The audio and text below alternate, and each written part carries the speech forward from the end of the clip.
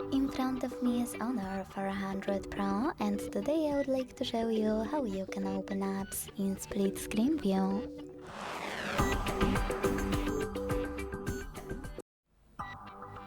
Begin by opening one of your apps you wish to use in this view and launching it in the background.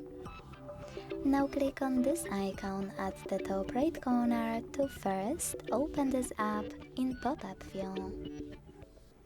When you see it as this little window, you need to tap on this line at the top left corner to turn it into a bubble. Then tap on your second app. And with both of them opened like that, click on the bubble and hold this blue line at the top of your window.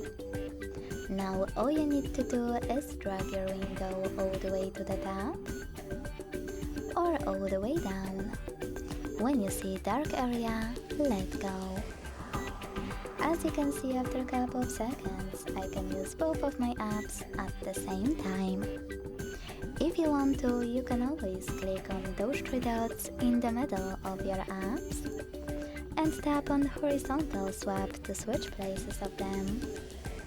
If you like this split screen view configuration with those two apps, you can also click on the same three dots and tap on Save App Path to add it to home screen.